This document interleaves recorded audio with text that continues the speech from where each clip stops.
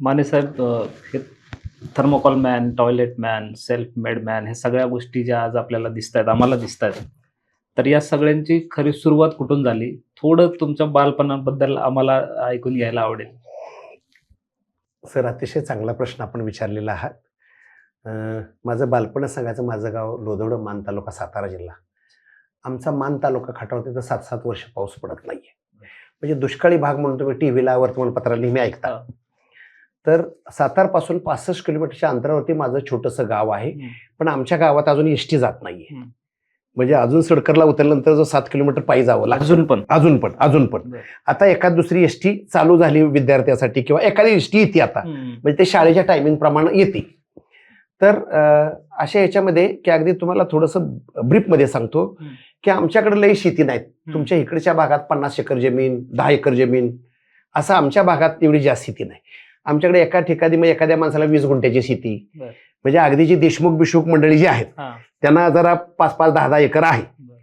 पण आमची बाकीची जी माने, पाटील, अमकी तमके, त्यांना 20 गुंठ्याची शेती, 30 गुंठ्याची शेती, 1 एकर, 10 गुंठे, 5 गुंठे अशी शेती, म्हणजे छोटी छोटी शेती.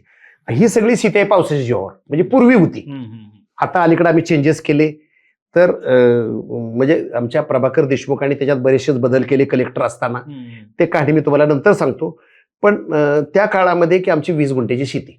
तुम्हाला माहित आहे का, पूर्वी बघा ग्रामीण भागामध्ये स्लॅबची घरं नव्हतं, माळवादाची घरं, दगडा मातीची घरं असायची, माळवादाची घरं. म्हणजे ते आमच्या आजोबाने ते मातीचं घर बांधलेलं, त्याला माळवादाचं घर म्हणतात. आणि ते साधारण 3.5 खानाचं ते घर, 3.5-4 खानाचं घर. आता ते खण काय ते आपण नंतर बोलूया. तर ते 3.5-4 खानाचं घर. आणि आमच्या आजोबाला 3 मुलं, म्हणजे मोठे चुलते, माझे वडील आणि धाकटे चुलते. ह्या सगळं ते वाटण्यात आलं, तर सगळ्याला 1.25 खण वाटून आलं. म्हणजे 1 खण थोडं प्लस असं आलं ते वाटून. आता ते 1 खण म्हणजे किती, की साधारणतः 8 फूट बाय 6 फुटाचा 1 खण असतो खेडेगावाला. त्याला खण म्हणजे लाकडाच्या तळी टाकलेल्या असतात, त्यात लाकडाचं किलचाण टाकलेलं असतं, त्याच्यावर कर्लाची माती चांगली 1 फूट भरलेली असते. पण साहेब, तुम्हाला मी आवर्जून सांगतो, ते मातीचं घर उन्हाळ्यात किती भारी टेम्परेचर असलं तर आतमध्ये थंड राहतं बरं का मातीचं घर, कारण 1 फूट माती तापायला वेळ लागायचा. तर ते असं 1.25 खण घर आलेलं. आता एक तर आमच्याकडे ते शेती कमी असल्यामुळं, पावसाच्या जीवावर शेती असल्यामुळं फारसं पिकत नव्हतं. म्हणजे तो जर काळ तुमच्या जर डोळ्यासमोर जर आणायचा म्हटलं तर अगदी एकच टाइम जेवायचं. एक टाइम काहीतरी माडगच खायचं, एक टाइम नुसत्या मकाच्या कण्याच खायच्या, एक टाइम नुसत्या भाज्या शिजवून खायच्या. आणि ते पण पोटभर जेवायचं नाहीये. म्हणजे तुम्हाला की बाबा जगायसाठी खायचं, पोटाला आधार झाला पाहिजे. असं ते म्हणजे अतिशय ते दुष्काळी भाग. आणि त्याच्यानंतर आमच्या तिकडं शेतकऱ्याला 2 बैल परवडत नाहीत. म्हणजे एका माणसाने 1 बैल घ्यायचा आणि त्याचा दुसरा दोस्त असेल, ते पैरा करी त्याला म्हणतात खेडेगावाला. तर पैऱ्यात म्हणजे त्यांचा, तुमचा 1 बैल आणि माझा 1 बैल, म्हणजे आमच्या वडिलाचा 1 बैल आणि त्यांच्या दोस्ताचा 1 बैल, असं दोघांनी मिळून ते जोडी करायची. आणि पहिल्यांदा ती जोडी झाल्यानंतर आमचं 20 गुंठ्याचं शेत आहे ते नांगरून घेतलं. आता त्या काळामध्ये ही गोष्ट खरी की ते माळवाचं घर जे आहे का नाही, ते आमच्या आजोबांना बांधलो, त्याला 20-25 वर्ष होऊन गेली ती. ते लाकडं जे ते किलचान जास्त पट्ट्या त्या कुजते त्या, आणि ते कुजलं की ते लाकडाचं किलचान कुजलं की माती खाली पडते. बरं, ते लाकडाचं किलचान जवळजवळ 20-22 वर्ष झालं ते कुजल्यामुळं ते मातीवरनं खाली पडायची. आणि आम्ही सगळे घरात असल्यामुळं काय, ते एक दिवशी काय झालं की ते लाकडाचं भला मोठा ढेकाळ, लाकडाचं ढेकूळ खाली पडलं. ते कुजलेलं लाकूड असल्यामुळे धबधसना पडलं. पडल्याला वाटलं हे जर लेकराच्या अंगावर जर पडलं एवढं मोठं तर लेकराचा जीव जायचा. बरं, ते रिपेअर करायचे आमच्याकडे पैसे, खाण्यापिण्याची भ्रांत, रिपेअर कुठनं करणार. मग वडिलांनी काय केलं की आमचं एक शेत आहे 20 गुंठ्याचं, एक मेळाचा वडा. म्हणजे आमच्या भागातली जी माणसं आहेत की गोंदवल्यावरनं नरवण्यावर जाणारा जो रस्ता जो आहे, तर तिथे एक डांबेटिंबेचा डोंगर लागतो. आमच्या गावापासून 6-6.5 किलोमीटर ते लांब आहे. तिथं आमचं 20 गुंठ्याची शेती, म्हणजे इतर शेतीपेक्षा ती बऱ्यापैकी, म्हणजे इतर शेती असल्यापेक्षा 20 गुंठे जरा बऱ्यापैकी काहीतरी थोडंफार पिकायचं. तर तिथं आम्ही, आमच्या वडिलांनी तिथं कोप बांधली, झोपडीसारखं कोप, गवताची कोप, लाकडं, त्याला गवत लावायचं. आणि आजूबाजूला 2 किलोची वस्ती नाहीये. बरं, तर तिथं आम्ही राहायला गेलो का, की ते माळवाचं घर ते पडलं त्याच्यामुळं, म्हणजे कुजलं त्याच्यामुळे पडल्यामुळं. बरं, त्यावेळी मी 4.5 वर्षात साधारणतः होतो. बरं, आम्ही तिकडे गेलो. त्याच्यानंतर आमचा तिथं आमच्या आई वडिलांचा संसार थाटला. मी, माझा लहान भाऊ, 1 बहीण, असं आम्ही तिथं राहायला लागलो. आता ते वडिलांचा 1 बैल, आमचं 20 गुंठ्याची शेती नांगरून घेतली आमच्या. आता ते कसं एकच पीक काढायचं असतं त्याच्यात, ते भली मोठं ढेकळं त्याच्यात तयार होते. नांगरलं की ढेकळं निघते. ती ढेकळं माहितात का तुम्हाला? बरं ते ढेकळं निघते ती. आमच्या वडिलांनी आईला सांगितलं मानिकाबाई ही जरा ढेकळं फोडून घे. बरं आता वडील दुसऱ्याचं शेत नांगरायला गेले. मग आईनं भला मोठा एक टिकाव घेतला, फावडं घेतलं आणि आम्हाला एका झाडाखाली बसवलं आणि आईनं त्या टिकावानं ते ढेकळं फोडायचे. मी ते 2 लहान भावंड आम्ही त्या झाडाखाली बसून मी सगळं बघत होतो. आता ते म्हटलं आई एकटीच ढेकळं फोडती, आपण थोडी आईला मदत करावी. कारण मला काय फावडं उचलण्यासारखं नव्हतं, पण बारकी कुदळ होती. ते साहित्य जास्त खुरप्याचा वरचा प्रकार, थोडं बारकी कुदळ, बारकी हलकी असते. तर ते आपली बारकी कुदळ मी घेतली आणि मी आपल्या आईला थोडंसं मदत करायला लागलो ढेकळं फोडायला. आई म्हणली बाळा कशाला लय उन्हाचा रक आहे, कशाला येतोय, जा बस झाडाखाली. नाही म्हटलं तू एकटी करते, मी थोडी मदत करतो. आता तुम्हाला माहिती त्या काळात लहान मुलाला, आमच्या काळात आताही ग्रामीण भागामध्ये अंगभर कपडे नसतात. मुलाला काहीतरी टावेल बिल फडके गुंडाळलेलं असतं, नागडे उघडे असतात, अगदी बरोबर नागडे उघडे. तसं मी पण नागडे उघडे फडके गुंडाळलेलं असायचं. झालं ते मार्च एप्रिल महिन्याचे दिवस. आता आपण त्यावेळी आम्हाला टेम्परेचर उन्हाचा रक म्हणायचं मी त्यावेळी उन्हाचा रक मध्ये 42-44 डिग्री टेम्परेचर उन्हाचा रक मध्ये. मग त्या उन्हाच्या रकामध्ये आई ते ढेकळं फोडत, मी आपलं कुदळलं ते उघडा नागडा मन मी पण ते ढेकळं फोडत होतो. 1-2 तास मी आपलं जेवढं होईल तेवढं.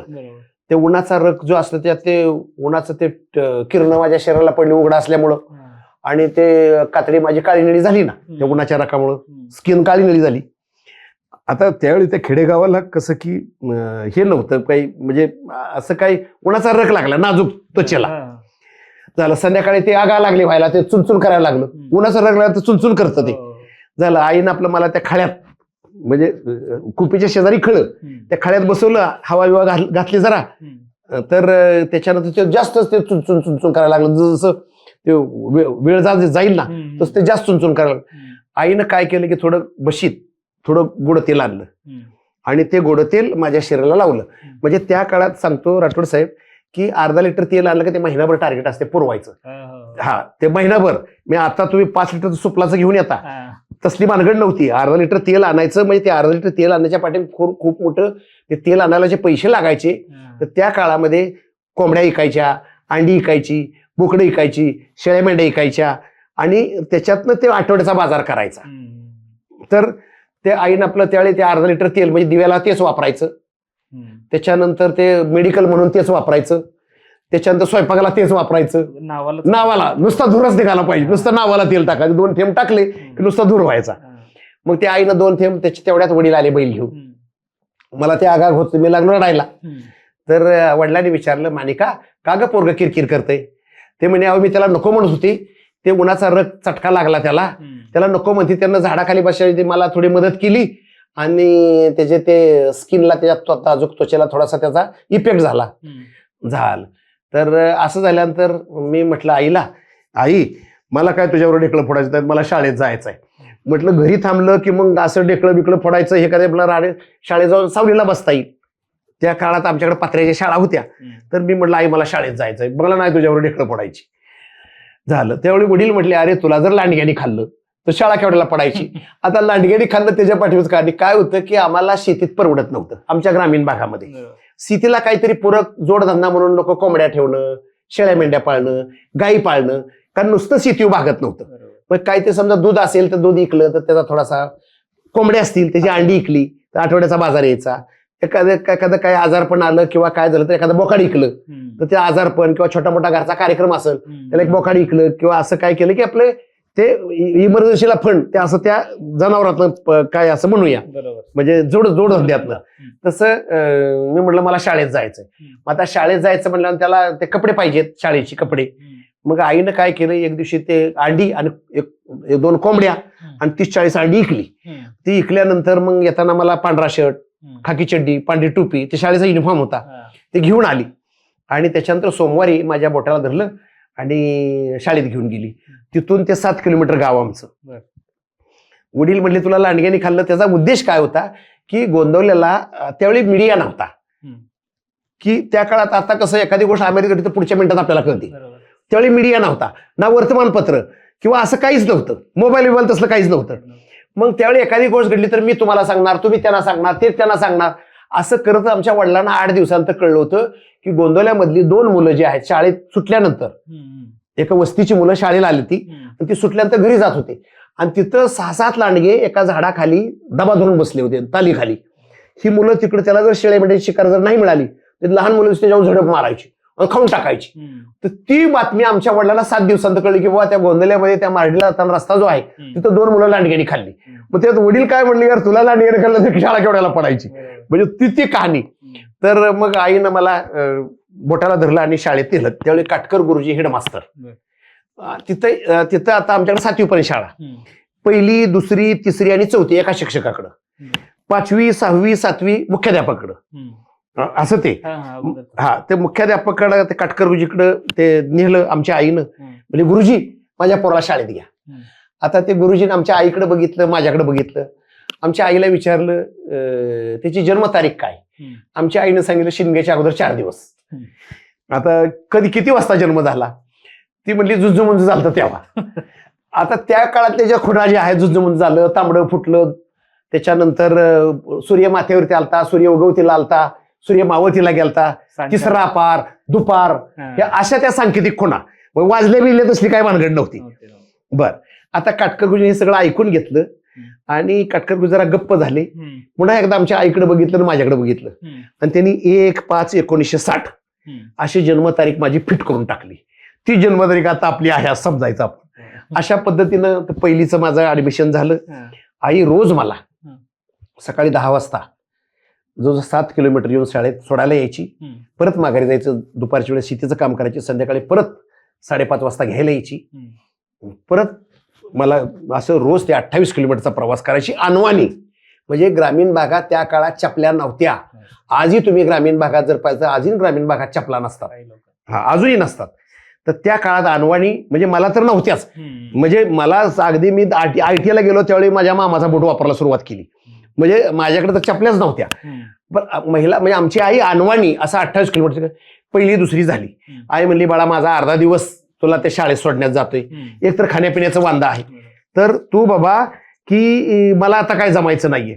मग आई म्हटली नाही मला शाळेत, मी म्हटलं आई मला शाळेतच जायचंय. मग आई जिथं झाडाझुडपाचा रस्ता, काड्या कपरीचा रस्ता, जो डोंगर दऱ्याचा रस्ता, तिथून साधारण 3-3.5 किलोमीटर आहे. ते रस्ता पार करून जाताना आई माझ्या हातात कळकाची काठी द्यायची की जर का समजा तुला जर ते पठार लागलं की जर का समजा काय लांडगे बिंडगे जर कुठं जर आले तर तू तुझं संरक्षण कर.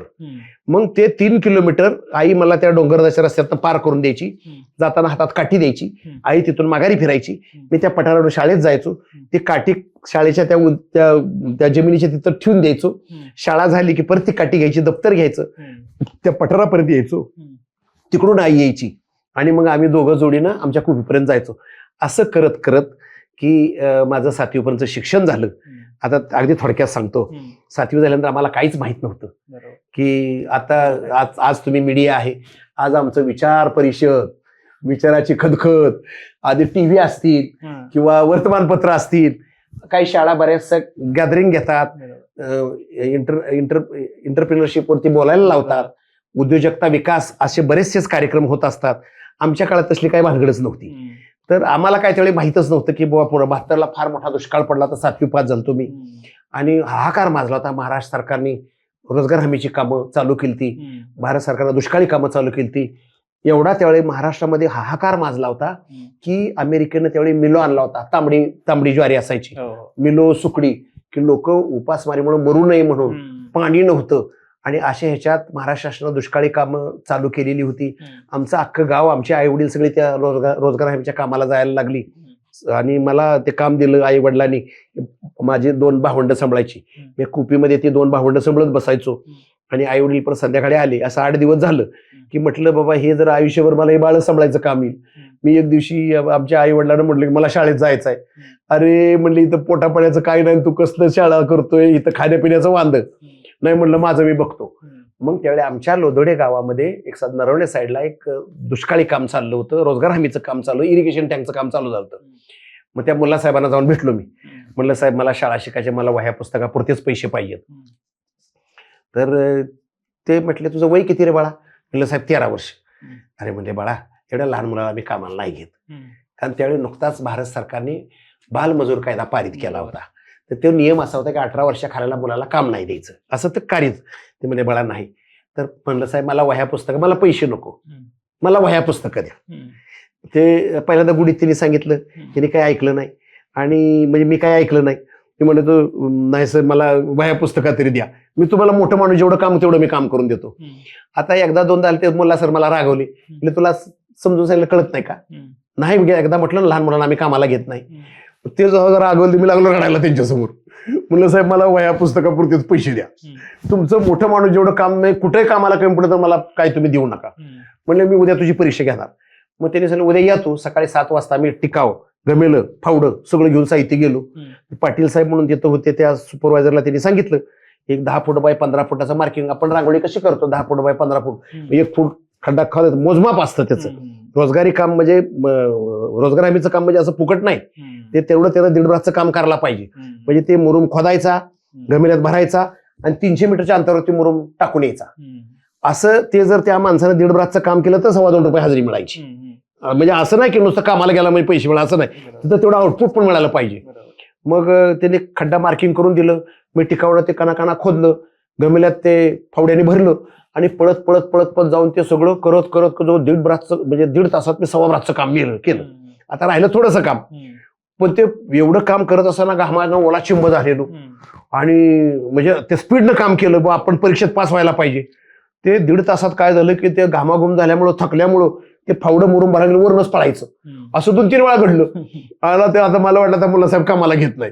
मी ते 2-3 वेळा फावडं जेव्हा वरनं पळालं, कारण त्या मुरमाला दाबावं लागतं फावड्याने दाबावं असतं ते घुसतं आणि ते काय वरूनच पळायला लागल्यानंतर मला वाटलं आता मुलासाहेब घेत नाहीत कामाला. मी ते फावडं तिथं आपटलं त्या खड्ड्यात. त्यांना म्हटलं साहेब की मला आता 15 मिनिटं विश्रांती द्या, मी राहिलेलं काम आहे ना पुढचं 15 मिनिटात करून टाकतो बघा म्हटलं. ते असं ज्यावेळी मी फावडं त्या खड्ड्यात आपटलं, ओला चिंब झालेलो कामानं, मुल्ला साहेबांनी माझ्या पाठीवर हात फिरवला. म्हणले बाळा हे 8 तासात काम करायचं आहे, तू 1.5 तासातच ऑलमोस्ट सगळं काम केलं, तू माझ्या परीक्षेत पास झाला. आणि त्या पाटील साहेब त्याला शनिवार रविवार दिवाळी सुट्टी उन्हाळी सुट्टी ज्यावेळी सुट्टी असेल त्यावेळी त्याला कामाला घ्या. आणि मला ताकीद दिली, शाळेला जर दांडी मारून जर तो कामाला जर आला तर तुला कामाला कधीच घेणार नाही, अशी तंबी पण दिली. आणि खरोखर त्या मुल्ला साहेबांनी 7वी पासून 10वी पर्यंत मला रोजगार हमीचं काम दिलं. म्हणून माझं 10वी झालं. आणि त्याच्या पुढचा एकच प्रसंग तुम्हाला आवर्जून सांगतो. 10वी झालं, आम्हाला त्या काळात काहीच माहित नव्हतं, म्हणजे पुढं काय करायचं ते. तर आम्हाला गावाला त्या चिमण्या असायच्या, कंदील असायचे. तर ती जी शाळा जी आहे ना, तर तिथं मला ते आवर्जून तुम्हाला ते सांगावं वाटतं की एका शिक्षकाकडे 4 वर्ग, एका शिक्षकाकडे 3 वर्ग. आणि मला त्यावेळी मी मनात ठरलं होतं की आपल्याला आयुष्यात काय बनायचं ते. तर तिथं एक शिपाई असायचा, म्हणजे झाडू मारायला, शनिवारी पोराकडे शाळा सारवून घ्यायच्या. तर राहिलं म्हणलं हे बिन त्रासाचं काम आहे, म्हणजे लई डोक्याला ताण नाही. तर ते 1ली ते 4थी एक शिक्षक आणि जवळजवळ 60-70 पोरं असायची सगळी मिळून. आणि इकडं पण 50-60 पोरं असायची, 3री आपलं 5वी 6वी 7वी. ही पोरं सगळी असल्यामुळे 2च वर्ग. आणि कला कला कला कला कला कला त्या सारखं चिव चिव चिव चिव चिव. ते शिपाई मस्तपैकी आपल्या कोपऱ्यात त्या बसून त्या हवा खात बसला असायचा स्टूलवरती. आणि मला हे बनायचं. तर ते मला वाटलं हिजायला मास्तर व्हायचं म्हणजे अभ्यास करायला लागतो.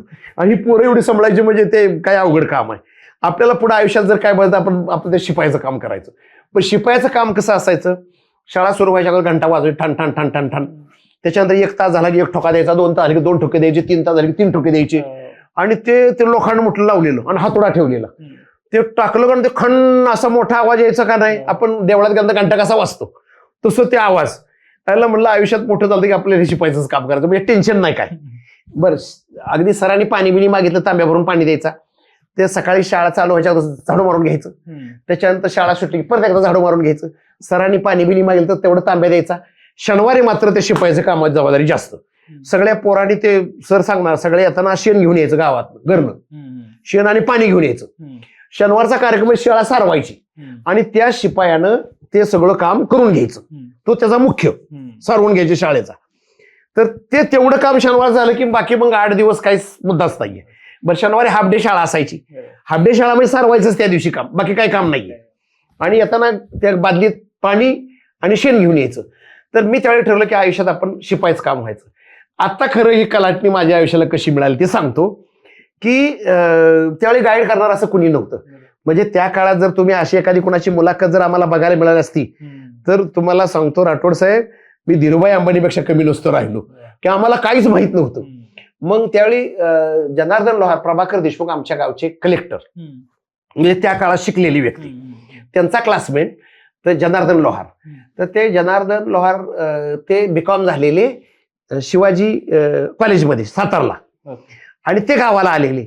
आणि त्याच्यानंतर ते आल्यानंतर आता गावातला सगळ्यात शिकलेला माणूस तो, म्हणजे आमचं त्याचं कॉन्टॅक्ट आमच्या घरापासून जवळ राहत होते ते, त्यामुळे माझं त्यांचं कॉन्टॅक्ट. अनेक मुलं होते पण आपला त्यांचा कॉन्टॅक्ट नव्हता.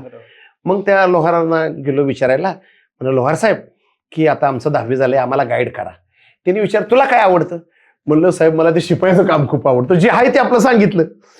तर म्हणजे शिपायात जर काम पाहिजे असेल तर सातारला जिल्हा परिषद ऑफिस आहे, आणि ते तुम्हाला ते जिल्हा परिषद शिव जो असतो तो तुम्हाला काम देतो, त्यालाच अधिकार असतो ते शिपायाचं काम द्यायला, जिल्हा परिषद शिवला.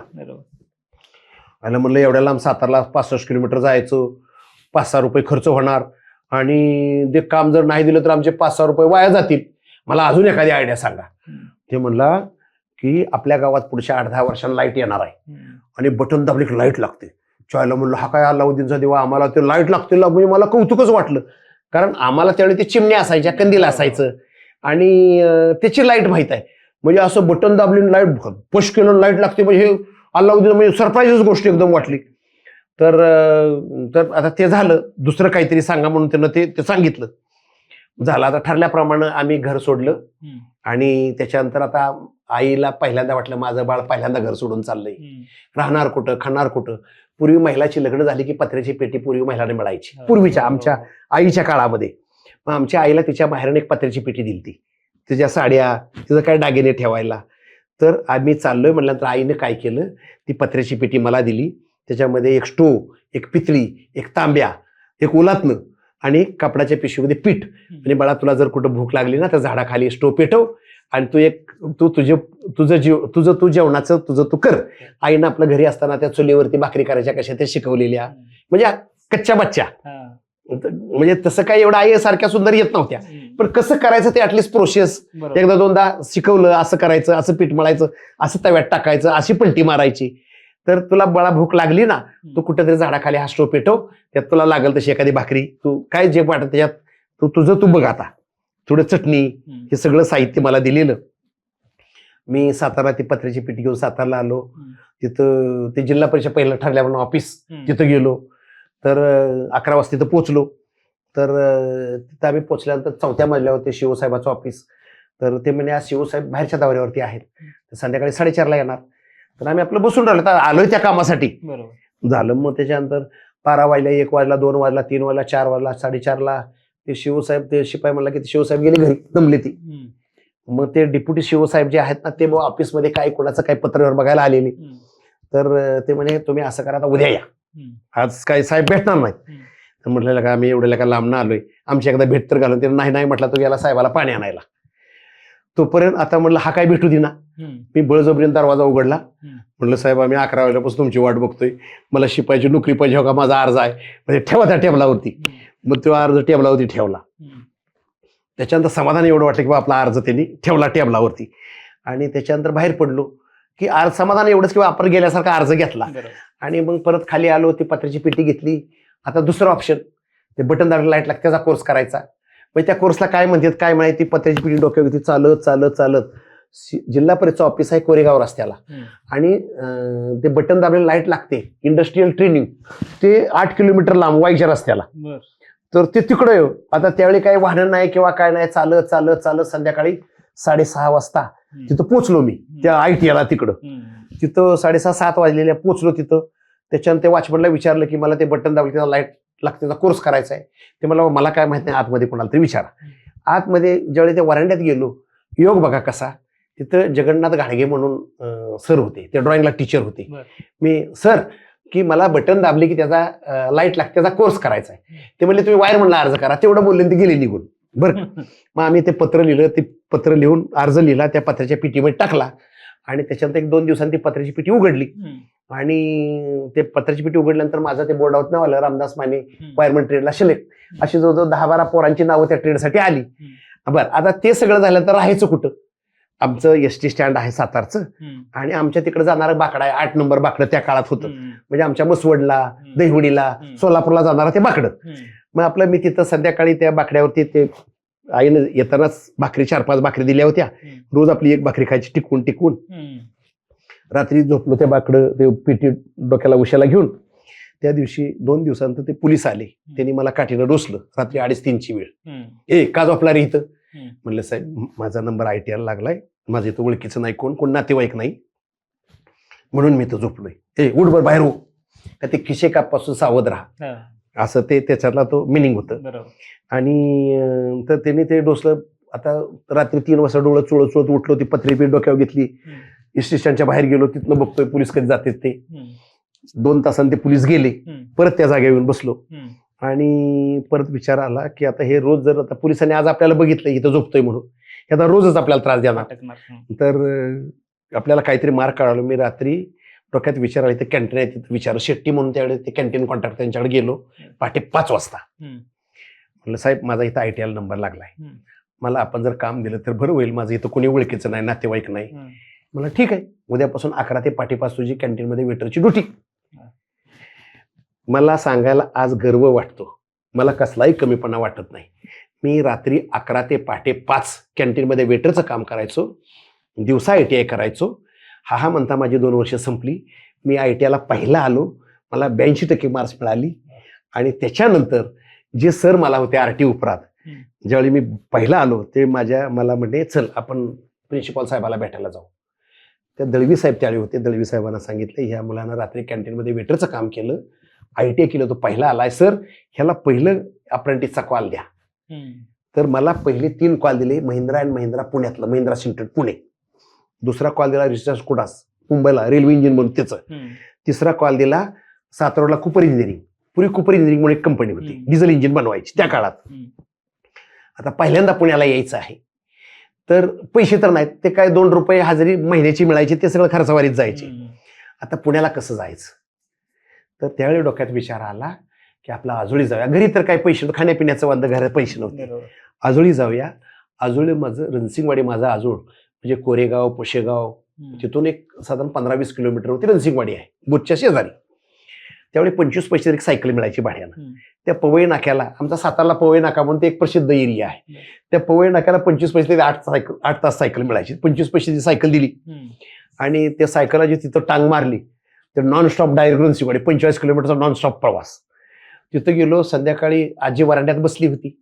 मला बघितल्यानंतर आजी उठली की माझा नातू एकदम अचानक, कारण त्या मीडिया नव्हता काय, अचानक मी गेलो, सायकल लावली.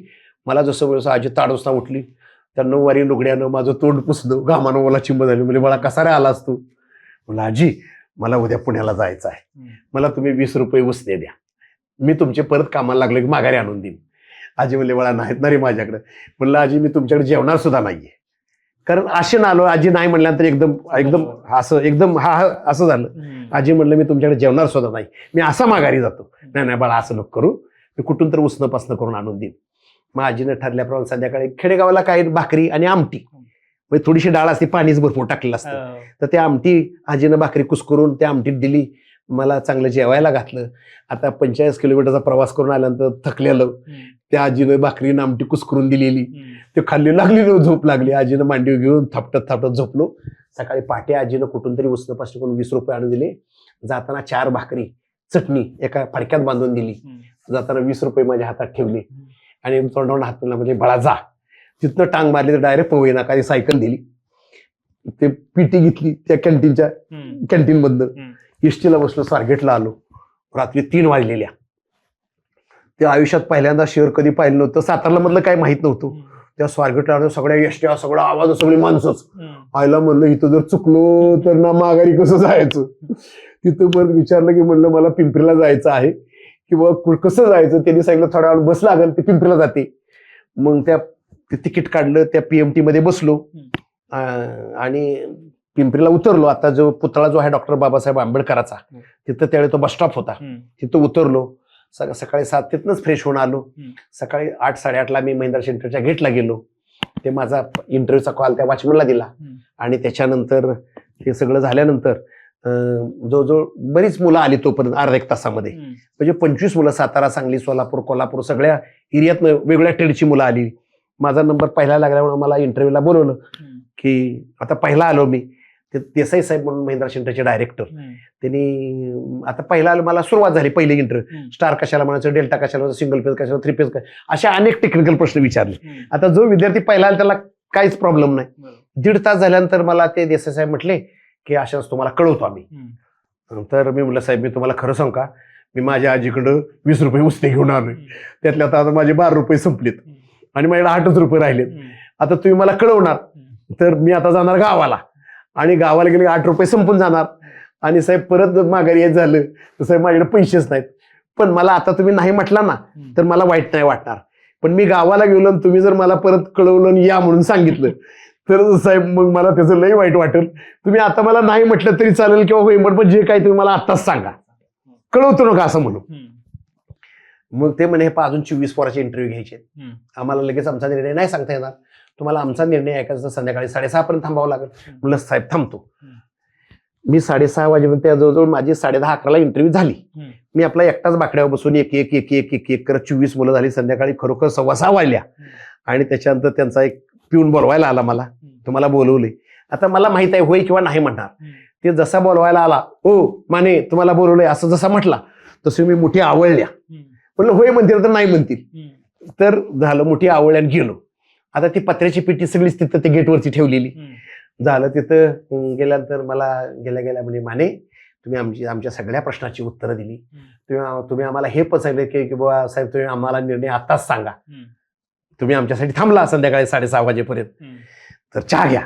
म्हणलं साहेब ते चहा म्हणजे आता मी पहिल्यांदा एसीचं केबिन, ते चहा त्या कप बशी दिला, ते कप हातात घेतलं तडतड तडतड तडतड उडायला लागला. भीती, आपण कधी असं पाहिलं नव्हतं, तर ते उडायला लागलं. म्हणलं सांडला बिंडला म्हणजे कुठं बसता उपाय करते, भीती ना बरं का, हात तर कापायला लागले. म्हणलं साहेब मला काय चहा नको, मी तसाच तो टिपावरती चहा ठेवला. म्हणलं साहेब माझा रिझल्ट काय तेवढं सांगा. त्यांनी लगेच पत्र दिलं, हकामाने हे घ्या, उद्या सकाळी 7ला तुम्ही जॉईन व्हायचं, हे तुमचं अपॉइंटमेंट लेटर. म्हणजे 100 रुपये स्टायपेंडचं पत्र दुसरी जॉईनिंगचं दिलं. तुम्हाला सांगतो मला स्वर्ग ठेंगणा झाला, एवढा आनंद वाटला की मला 100 रुपयाची स्टायपेंडची नोकरी मिळाली.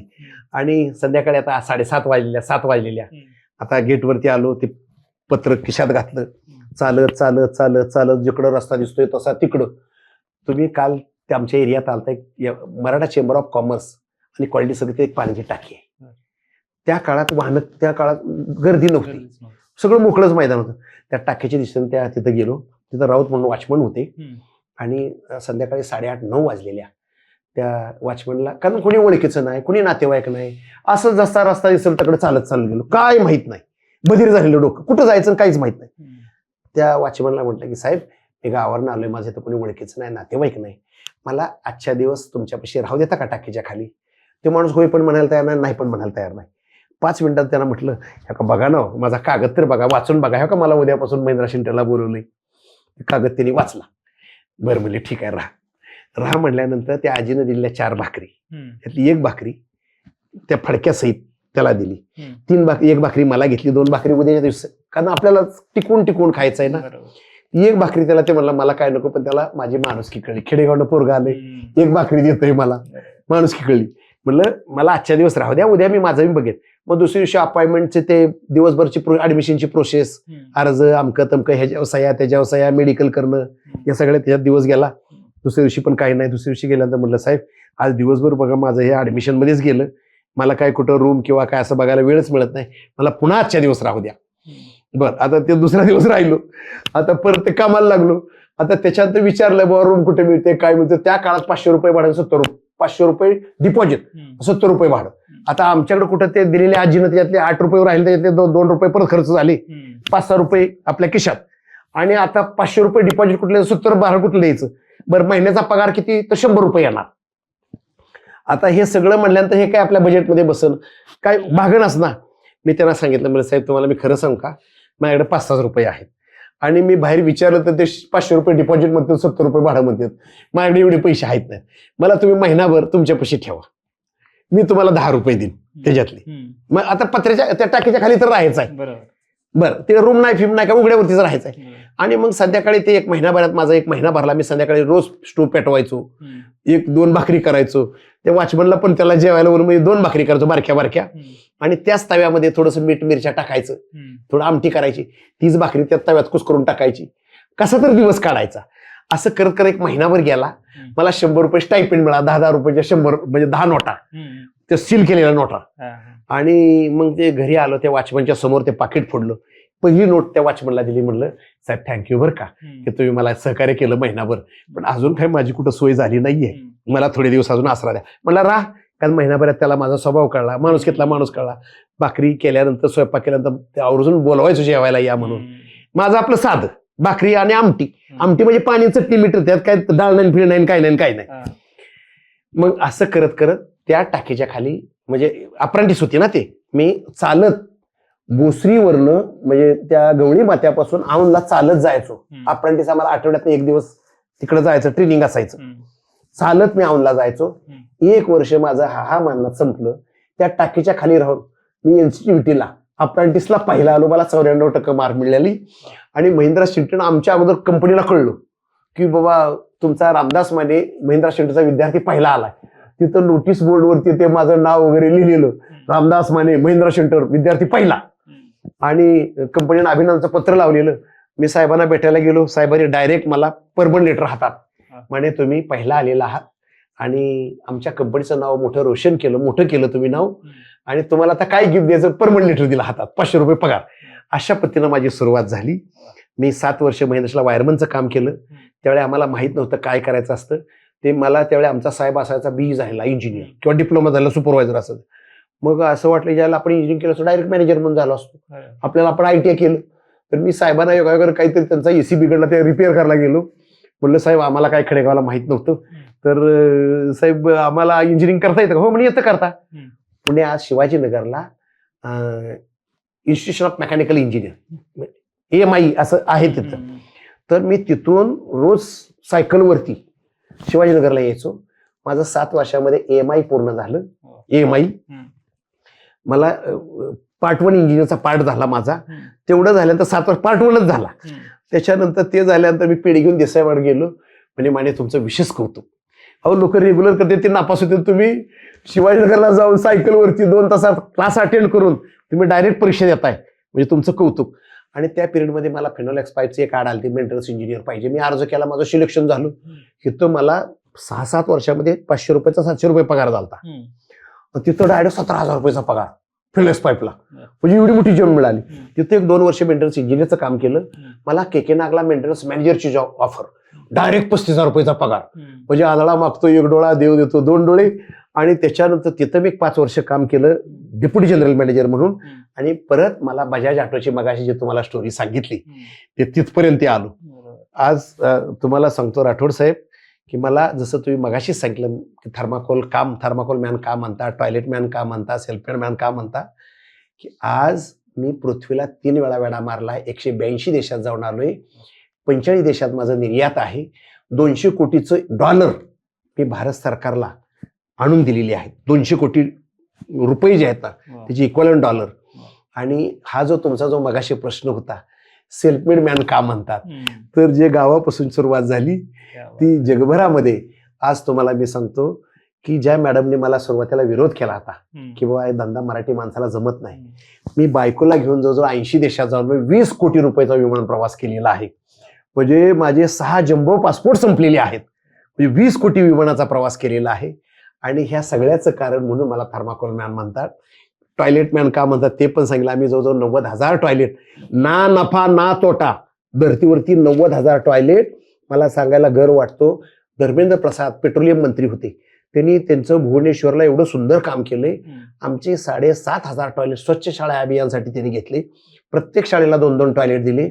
खरं सांगायचं म्हणजे दळवी साहेबांनी हे संत गाडगे बाबा ग्रामस्व अभियान चालू केलं. जे मगाशी मी तुम्हाला सांगितलं की ओपन डिपेक्शन जे व्हायचं, महिलांना जे पोटाचे विकार व्हायचे, ग्रामीण भागात टॉयलेट नव्हतं त्या काळामध्ये, आणि दळवी साहेबांनी खरं ह्याची सुरुवात केली.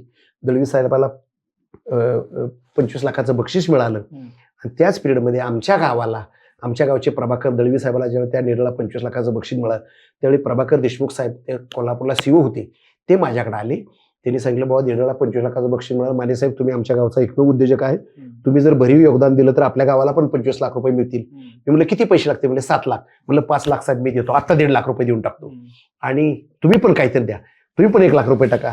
आणि बाकीचं काही लोक वर्गणी करा. हम्म. असं करून आमच्या देशमुख साहेबांनी त्या गावाला संत गाडगेबाबा ग्रामसूची अभियान राबवलं. मी त्यांना सांगितलं, साहेब मी माझा एक खांबी तंबू, ढोलकं मीच वाजवायचं, गाणं मीच वाजवायचं, नाचून मीच दाखवायचं, मी एकटा माणूस आणि मला हे सगळं काम, मी तुम्हाला लागेल तेवढे पैसे देतो, पण मला काय सारखं सारखं गावाला बोलवू नका. साहेबांनी ते सगळं करून घेतलं आणि आमच्या गावाला त्या काळात 2 टॉयलेट कमी पडले. त्यावेळी नितीन करीर आणि विकास देशमुख आमचं ते गाव बघायला आलते आणि मी त्या नितीन करीर साहेबांना वाशिममध्ये मी साहेबांच्या घरी घेऊन गेलो. येता येता मला म्हटले की अरे मानेसाहेब, ग्रामपंचायतला अजून जर 2 टॉयलेट जर असतील ना तर तुमचं गाव इलिजिबल होईल पहिल्या क्रमांकासाठी. त्यांच्या बोलण्यातनं आलेला आवाज आणि ते साहेब वगैरे निघून गेले. नंतर ही जी गोष्ट मी आमच्या सरपंच देशमुख साहेब, अनुराधा देशमुख ह्या सगळ्यांना मी सांगितली आणि त्याच्यानंतर आम्हाला कळले की आमच्या ह्याच्यातनं काही कमी आहे. त्यांनी सहजगत्या बोलून गेली आणि ते 2 टॉयलेट बनवायला मी ताबडतोब 30,000 रुपये लगेच ताबडतोब दिले. आणि मग तिथं खेडेगावाला काय एकाकडं विटा आणणं, एकाकडं वाळू आणणं, संडाचं भांडर आम्हाला ते सातारवरनं आणावं लागायचं, सिमेंट मसवडवरनं आणावं लागायचं, गवंडी पिंपरीवरनं आणायचा. खेडेगावाला ते टॉयलेट त्या काळात बनवायचं म्हणजे अवघड काम होतं. मी ताबडतोब 30,000 दिले. त्यांनी आमच्या सरपंचांनी आणि ग्रामसेवकांनी सातारवरनं संडाचं भांडं आणलं, मसवडनं सिमेंट आणले. त्या दिवशी रटारटारा पाऊस पडला जोरात, ते सगळं सिमेंट भिजून गेलं. आणि जसे एखाद्याची गरज जी असते ना, कामाची गरज, मग ते सगळं सिमेंट भिजल्यानंतर त्या सरपंच सकाळी देशमुख साहेबाला फोन लावला, अहो सिमेंट आणलं पण ते भिजून गेलं. आणि मग साहेबांनी मला फोन लावला, कारण त्यावेळी माझ्याकडे लँडलाईन अमकं तमकं सगळं होतं. तर म्हटलं साहेब अजून पैसे तर अजून देतो, पण आता माने साहेब तुम्हीच बघा. आणि अशा पद्धतीनं मग त्याच्यातनं ते जो पिंपरीचा गवंडी जो आहे ते म्हणला माझ्या पोरीचं लग्न झालं आता महिन्याभर, मला 15 आठवडे काही जमायचंच नाही, 15-20 दिवस. म्हटलं दुसरा गवंडी बघा. त्या खेडेगावाला गवंडी नसतात, त्याला मिस्त्री म्हणतो. तर खेडेगावाला ते माणसं नव्हती. त्यातनं आयडिया सुचली की रेडीमेड टॉयलेटची, की आम्ही त्याचा मोल्ड बनवला, त्यामध्ये थर्माकोल सँडविच केलं आणि त्याच्यानंतर आरशी डिझाईन करून ते कॉन्क्रीटचं मोल्ड अर्ध्या तासात टॉयलेट आमचं बनतं. म्हणजे 2 तासात टॉयलेट बनतं. फिनिशिंग करायला 5-6 तास लागतात, पण 2च तास टॉयलेट बनतं. अशा पद्धतीने आम्ही त्याच्यातनं 2 टॉयलेट तयार केले. ते आमच्या गावाला ते बसवले. दुसऱ्या दिवशी महाराष्ट्र शासनाची टीम आली, गावचं इन्स्पेक्शन झालं आणि पुढच्या 4-5 दिवसात आमच्या गावाला 25 लाख रुपयाचं बक्षीस मिळालं. अशा पद्धतीने 2 टॉयलेटनं सुरुवात केली. ग्रामसभा झाली, त्याच्यात आमच्या देशमुख साहेबांनी, सरपंचांनी माझं भरभरून कौतुक केलं. माने साहेबांनी गावाला खूप योगदान दिलं, माझा सत्कार केला आणि त्या ग्रामसभेमध्ये आम्हाला 25 टॉयलेटची ऑर्डर बुक झाली. अशा पद्धतीने त्या टॉयलेटची सुरुवात झाली. आज जवळजवळ महाराष्ट्रामध्ये जवळ 450 गावं निर्मल ग्राम करण्यामध्ये आमच्या कंपनीचं, आमच्या टॉयलेटचं फार मोठं योगदान आहे. बऱ्याच गावाला मला 25 लाखाचं बक्षीस मिळालं, कोणाला 10 लाखाचं, 5 लाखाचं. 450 गावं संत गाडगेबाबा ग्राममध्ये स्वच्छ झाली. आणि मगाशी मी तुम्हाला सांगितलं 90,000 टॉयलेट आम्ही भारतात 28 स्टेटमध्ये दिलेले आहेत. ना नफा ना तोटा धर्तीवरती. एवढंच नव्हे तर आम्ही एखादी गरीब मुलगी असेल, तिला जर टॉयलेट बांधायची ऐपत नसेल, त्या मुलीने आम्हाला लग्नपत्रिका द्यायची. त्या मुलीला आम्ही लग्नात फुकट टॉयलेट देतो. लोक टीव्ही देतात, फ्रीज देतात. आम्ही असं म्हणतो की ग्रामीण भागामध्ये मुलीला टीव्ही फ्रीजपेक्षा टॉयलेटची गरज आहे. आणि अशा पद्धतीने आम्ही 35 मुलांना लग्नात टॉयलेट गिफ्ट म्हणून दिलेली आहेत. अशा पद्धतीचा जो प्रवास आहे हा मी तुम्हाला संक्षिप्तमध्ये सांगितला. तर असं म्हणतात की गरज ही शोधाची जननी असते. शाबास, अगदी बरोबर. तो मला शब्द आठवत नव्हता.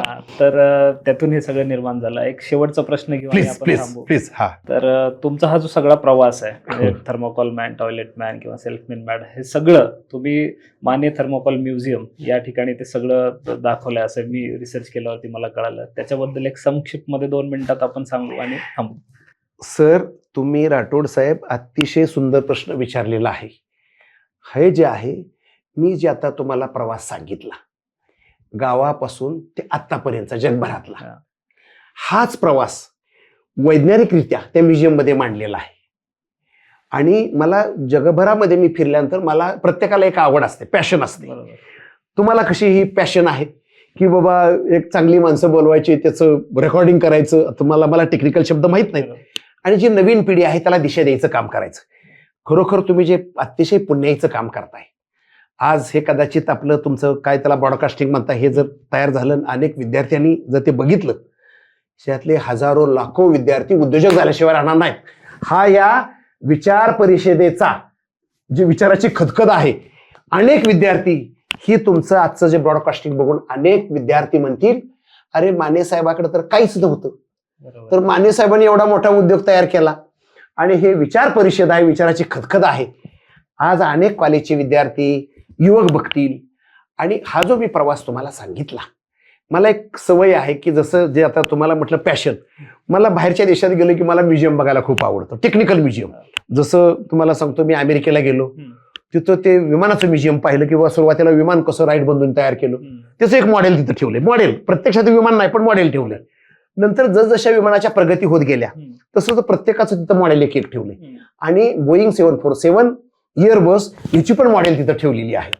आणि ते प्रेझेंट करतात तिथं व्हिडिओच्या माध्यमातून, EV लावून किंवा कसं विमान उडतं, कसं काय काय झालं, कशी कशी प्रगती होत गेली, हे जसं विमानाचं म्युझियम मी वॉशिंग्टन DC ला पाहिलं. बरं, मला अशी आवड असल्यामुळं की मी तिथं जो कोण माणूस आमचे एक नातेवाईक विजय देशमुख म्हणून आहेत, आता ते कलेक्टर आहेत, अण्णासाहेब काहीतरी मंडळ आहे त्याचे ते अध्यक्ष आहेत, त्यांचे भाऊ तिथं आहेत. आणि तिथे गेल्यानंतर ते म्हणले की बाबा असं असं की तुम्हाला माझ्यासोबत काय आवडतं, म्हणलं मला म्युझियम बघा. त्यांनी मला ते विमानाचं म्युझियम, संग्राम असं त्यांचं नाव, आणि त्यांनी मला ते म्युझियम दाखवलं. मला खूप अतिशय असं वाटलं, मला जेवायला लक्ष झालं, ते म्युझियम बघून खूप आनंद वाटला.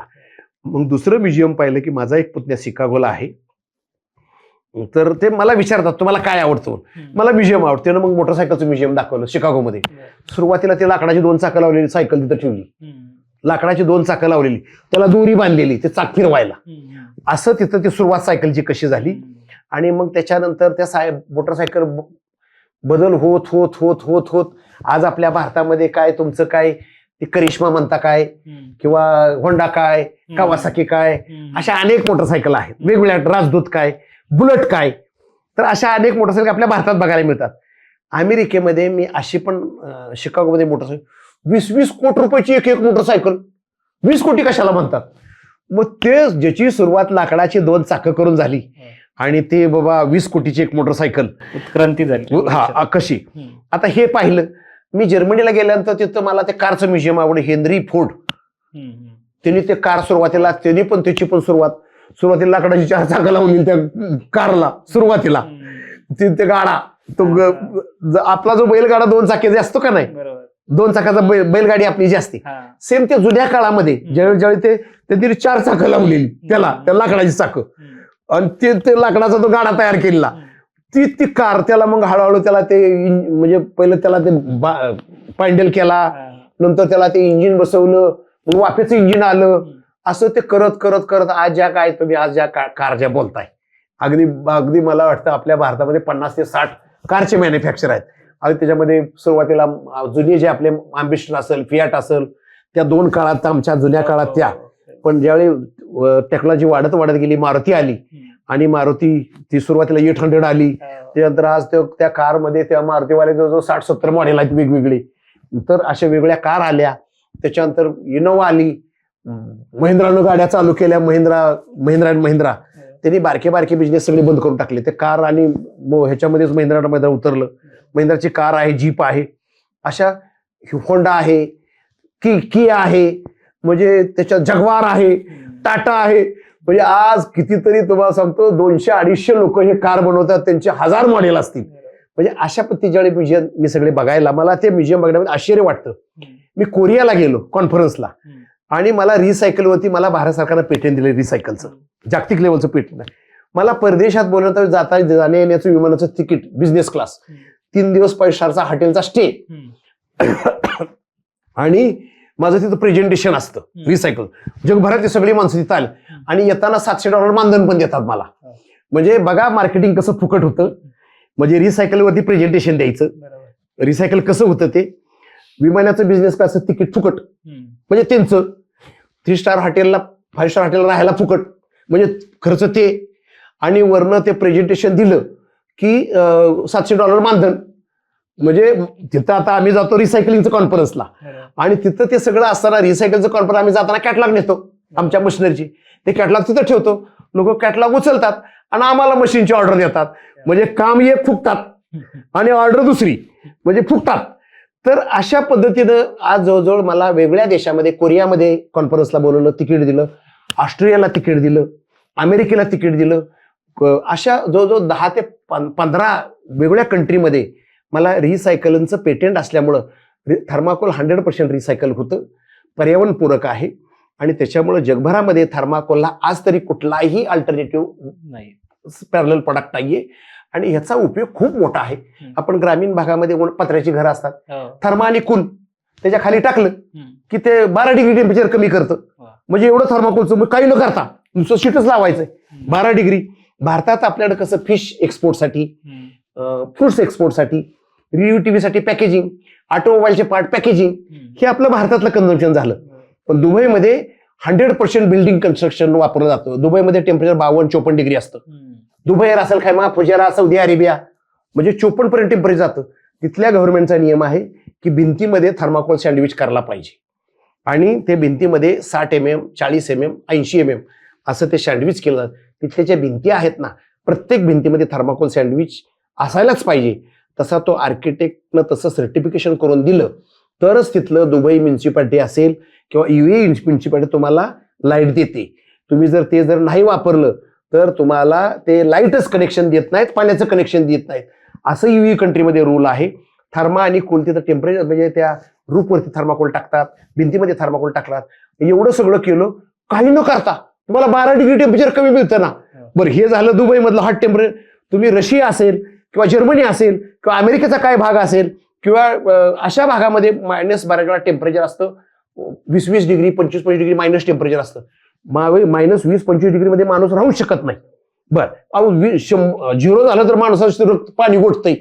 मग अशा याच्यामध्ये थर्माकोलची घरं, थर्माकोल सँडविच करायचं, त्याच्या बाजूला कॉन्क्रीट लावायचं किंवा त्याच्या बाजूला टीनचा पत्रा लावायचा सँडविच करून. त्याच्यामुळे ते जर केलं तर बाहेरचं टेम्परेचर जर समजा 25-30 असेल तर आतलं टेम्परेचर तुमचं 16-17 डिग्री टेम्परेचर आतमध्ये राहतं. म्हणजे माणसाच्या हिटमुळं किंवा आतमध्ये ह्याच्यामुळे आतमध्ये टेम्परेचर उबदार राहतं. त्याच्यामुळे कोल्ड कंट्रीमध्ये जसं अमेरिकेचा काय भाग असेल, अमेरिकेच्या शेजारीच काय त्याला आपण म्हणतो, अमेरिका शेजारी पलीकडच्या बाजूला, तिथं त्या देशामध्ये खूप घरं आहेत. जर्मनीमध्ये काय आहेत, रशियामध्ये आहेत. तिथं थर्माकोल सँडविच केलेलीच घरं वापरतात कारण मायनस टेम्परेचर आहे. बरं, इव्हन अमेरिकेत सुद्धा मी बऱ्याच ठिकाणी राहिलो, तिथं काही थर्माकोल सँडविच करतात पण काही लाकडाची घरं असतात. पण तिथं असं आहे की आपल्याला गरम थंड करायसाठी एसी बसावा लागतो, तिथं त्याला हिटर बसावे लागतात घरात. कारण बाहेर टेम्परेचर मायनस असतं, मग आतमध्ये घरात हिटर लावलेले असतात. त्यांनी हिटर म्हणजे इलेक्ट्रिक हिटर नाही पण पाणी बॉईल केलेलं पाणी ते फिरवतात. असे त्याचे वेगळ्या देशामध्ये अनेक उपयोग. ते वजनाला हलका आहे, त्याच्यानंतर हीट इन्सुलेशन प्रॉपर्टी आहे, कोल्ड इन्सुलेशन प्रॉपर्टी त्याच्यामध्ये आहे, वजनाला हलका आहे, शॉक ऑब्झर्वेशन कॅपॅसिटी त्याच्यामध्ये आहे. हे सगळे जे गुण आहेत, हे सगळे थर्माकोलचे गुण. त्याच्यामुळे आमचं जे टॉयलेट जे आहे, हे जे टॉयलेट आहे, तुम्हाला वाटतं थर्माकोल सँडविच ते 100 वर्ष टिकावं आहे. म्हणजे आजोबाने टॉयलेट लावायचं, नातवाने वापरायचं, 100 वर्ष ते टिकावं आहे. ते काय, ते सँडविच फक्त थर्माकोलचं आतमध्ये आहे, दोन्ही साईडला कॉन्क्रीट आहे, आरशी केलेला आहे. अशा पद्धतीचे हे टॉयलेट आहे. मला वाटतं हे सगळा जो प्रवास मी तुम्हाला सांगितला, हा सगळ्याच्या सगळा प्रवास आम्ही Mane thermocol museum, story of thermocol आणि थर्माकोल मॅन रामदास माने. म्हणजे थर्माकोलचा जन्म कसा झाला, थर्माकोल जगभरात रामदास मानेंनी कसं नेलं, रामदास मानेची कशी सुरुवात झाली आणि रामदास मानेंनी जगभरात कशा पद्धतीनं व्यवसाय केला, हा सगळा प्रवास जो आहे ते सगळा त्या म्युझियममध्ये लावलेला आहे. माझ्या बालपणापासून माझे प्रत्येक वेळचे प्रसंग, जे तुम्हाला म्हटलं की माझ्या आईने दिलेली पत्र्याची पेटी ती तिथं ठेवलेली आहे. त्या काळातली तवा, पितळी, तांब्या तिथं ठेवलेला आहे. जगभरात विसा कसा असतो, विद्यार्थ्यांना बऱ्याच वेळा असं वाटतं की बाहेर जायचं विसा लागतो, तो विसा कसा असतो, विसाची प्रोसेस काय असती, तसंच सगळ्या देशात जेवढ्या देशात मी गेलेलो आहे तिथले सगळे विसा तिथं लावलेले आहेत. त्याच्यानंतर जगभरातली जेवढी नाणी आहेत, जसं आमचा भारतातला 100 रुपया, 500 रुपये, जसं अमेरिकेतला $, किंवा कोरियातले जे देशातले वेगवेगळ्या देशातले जे पैसे आहेत ते तिथं लावले आहेत. जगभरात आम्ही कुठं प्रोजेक्ट दिले ते तिथं लावले आहेत. आणि आतापर्यंत मला जवळजवळ 500 पेक्षा जास्त पुरस्कार मिळाले. हे सगळेच्या सगळे पुरस्कार ते सगळे त्याच्यात ते प्रॉपरली म्हणजे वैज्ञानिकता मांडलेली आहेत. जो माझा प्रवास आहे, माझी कोप आहे, त्या कोपेची प्रतिकृती मॉडेल तिथं ठेवलेलं आहे. तिथूनच जवळ माझी कोप एक साधारणतः 5 किलोमीटरच्या अंतरावर, ती कोप पण लोक आवर्जून बघायला जातात. म्हणजे मानेसाहेब कुठं राहील, ती अजूनही कोप आहे. म्हणजे ते मी प्रत्येक 5-10 वर्षांनी त्याचा मेंटेनन्स करतो की माझी आठवण म्हणून. आणि हा जो सगळा प्रवास जो आहे तो प्रवास 3 तासाचं म्युझियम आहे. म्हणजे अगदी स्टोरी ऑफ रामदास मानेच्या जन्मापासूनची कहाणी जी आहे ती आता पण रामदास माने, आणि थर्माकोलच्या जन्मापासूनची कहाणी, म्हणजे BSFनं थर्माकोल कसं इंट्रोड्यूस केलं, त्याचं संशोधन कसं केलं, आणि त्याच्यानंतर ते आल्यानंतर रामदास मानेंनी त्या थर्माकोलचा जगभरामध्ये कसा प्रचार केला, हा सगळाच्या सगळा प्रचार प्रत्यक्षात आम्ही तिथे विद्यार्थी आले त्या विद्यार्थ्याला थर्माकोल कसं बनतं हे आम्ही घरातली स्वयंपाकघरातली इक्विपमेंट, कुकर, गॅस हे सगळं वापरून प्रत्यक्षात आम्ही थर्माकोल बनवून दाखवतो. तिथं थर्माकोलचे दाणे बनवून दाखवतो, थर्माकोलचं प्रॉडक्ट बनवून दाखवतो. तर साधारण हा 20 मिनिटाचा तो प्रोजेक्ट असतो. आणि तिथं अगदी जो प्रसंग जे आहे की माने साहेबाची बायोग्राफी तिथं लावलेली आहे. वेगवेगळे टीव्हीचे काही मॉडेल जे आहेत तिथं आम्ही तिथं त्या विद्यार्थ्यांना दाखवतो. आणि अशा पद्धतीनं अगदी रोज जवळजवळ 40 ते 50 सरासरी लोक, विद्यार्थी असतील, युवक असतील, येणं जाणारी माणसं असतील. बऱ्याच वेळा पुण्यातनं आमचे ज्ञान प्रबोधिनी स्कूल आहे, त्यांचे 180 विद्यार्थी 4 बस घेऊन ते म्युझियम बघायला 3 दिवस तिथं राहिले. आम्ही तिथं विद्यार्थ्यांची राहण्याची सोय, जवळजवळ मुलींच्यासाठी 200 मुली, त्यांचं डॉर्मेटरी टाईप 200 मुली एकत्रित राहतील, 200 मुलं सेपरेट राहतील. 28 टॉयलेट बाथरूम चकचकीत टकटकीत एअरपोर्ट सारखी ठेवलेली आहेत. 12 AC नॉन AC रूम आहेत. समजा प्राचार्य आले, कमिशनर आले, कुलगुरू आले तर त्या लेवलला त्यांच्यासारखी सुविधा, अगदी 3 स्टार हॉटेल सारखी आम्ही त्यांच्यासाठी सेपरेट रूम आहेत. आणि अशा पद्धतीनं की अगदी कुणी किती जरी माणसं 300-400 माणसं आली, तिथं राहण्याची सोय उत्तम आहे. तुम्हाला समजा तिथं जेवणाची सोय पाहिजे असेल तर तुम्ही तिथं, आमचा एक आचार्य आहे, त्याला तुम्ही तुमच्या पद्धतीने त्यांना सांगायचं, अतिशय कमी खर्चामध्ये ते जेवण देतात. म्हणजे 25 रुपयाला नाश्ता, चहा पाणी, 100 रुपयाला जेवण, अशा पद्धतीचं ते अगदी कमी खर्चात देतात.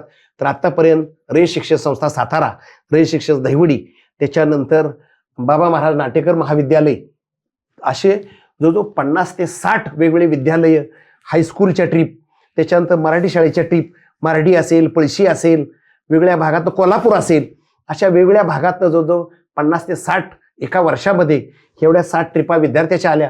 आणि सरासरी येणारे जाणारे, ज्याला आवड आहे, ज्याला पॅशन आहे म्युझियम बघायची, ती माणसं येतात, त्यातनं प्रेरणा घेतात. आणि माझा उद्देश तोच आहे, ते पुण्याचं काम आहे की शेवटी जाताना बांधून नाही न्यायचं, येताना माणूस मोकळा येतो, जाताना कमी ते म्युझियम जे आहे ते लोकांनी बघितलं, ते म्युझियम बघून जर समजा त्याच्यातनं अनेक उद्योजक तयार झाले. आणि तुम्हाला मी जाता जाता एवढं सांगतो, पुढच्या काळात भारत सरकार सगळ्याला नोकऱ्या देऊ शकणार नाही, खाजगीमध्ये नोकऱ्या नाहीत. तर त्या मुलाने ते म्युझियम बघावं, त्याच्यातनं प्रेरणा घ्यावी, स्वतःच्या पायावर उभं राहावं, नोकऱ्या मागणारे नाही, नोकऱ्या देणारे व्हावेत, हा माझा संदेश त्या म्युझियमचा आहे. आणि खूप असं सुंदर ते म्युझियम आहे. माझी आपल्याला विनंती आहे की सर, आपण पण आवर्जून वेळ काढा, तुम्ही तुमच्या मित्रांना घेऊन, तुमच्या विद्यार्थ्या घेऊन ते म्युझियम बघा. तुम्हाला सांगतो, तुमची जोळी भरल्याशिवाय राहणार नाहीये. तुम्हाला त्याच्यातनं खूप मोठी प्रेरणा. तुम्ही जर समजा आता एखादा उद्योजक एखादं X काम करत असेल आणि त्यानं जर ते म्युझियम बघितलं, तो 10X काम करेल. आणि एखाद्या माणसाकडे काहीच नाहीये, त्यानं ते म्युझियम बघितलं तर त्याला वाटेल आपल्याला नोकरीच्या मागे लागायचं नाही, की आपल्याला उद्योगधंदाच करायचा आहे.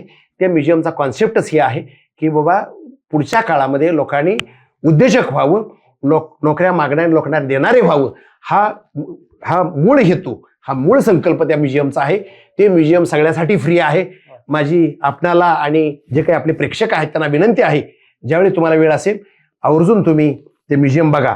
आणि जाता जाता एवढं मी सांगेन, तुमच्याकडे जर वेळ नसेल तर तुम्ही यूट्यूबला जावा, तिथं रामदास माने थर्माकोल म्युझियम टाका, माने थर्माकोल म्युझियम टाका, NDTV रामदास माने टाका, किंवा ABP माझा कट्टा रामदास माने टाका. असं जर केलं तर तुम्हाला तिथलं म्युझियम तुम्हाला तुमच्या मोबाईलमध्ये बघायला मिळेल. मला वाटतं सर, राठोड सर, आपण मला संधी दिली, मला आपण इथं बोलवलं, आणि अतिशय तुम्ही मला जे प्रश्न विचारले, हे पहा, मी काही प्रोफेशनल माणूस नाहीये, मी आहे उद्योजक. आणि त्याच्यामुळं ज्याला मी साहजिकच म्हणतो, ज्याला बोलता येतं त्याला काम करता येत नाही, ज्याला काम करता त्याला बोलता येत नाही. तर असा मी काय काम करणारा माणूस, मी काय तुमच्यासारखा बोलणारा माणूस आहे? तुम्ही असताना रसायनशास्त्राचे प्राध्यापक आहात, केमिकलचे प्राध्यापक आहात, तुमचे एवढं मला नाही बोलता येणार. पण माझं जे काय आहे की बाबा मला जसं येते तसं मी तुम्हाला माझ्यापर्यंत प्रयत्न केला. आपण मला बोलवलं, मला मोठा मानसन्मान केला. सर, मी खूप आपला राठोड साहेब आभारी आहे. Thank you very much. धन्यवाद. थँक्यू. खूप खूप धन्यवाद सर. ह्या एकंदरीत सगळ्या मुलाखतीतून नक्कीच आपली जी ऑडियन्स आहे त्यांना खूप काही शिकायला मिळणार आहे. आणि निश्चितच तुमचा जो माने थर्माकोल म्युझियम आहे तो आम्ही तर स्वतः भेटायला येऊच, पण आपल्या चॅनलच्या माध्यमातून, या पॉडकास्टच्या माध्यमातून पण आपण सगळ्यांना अपील करू की त्यांनी सुद्धा ते आवर्जून पाहावं. आणि प्रत्येक मराठी माणसाला, फक्त मराठी माणसालाच नाही, या देशातल्या किंबहुना जगातल्या माणसाला हा जो संघर्ष आहे हा नक्कीच प्रेरणा देणार आहे. तर मित्रांनो, हे आहेत आदरणीय रामदासजी माने साहेब.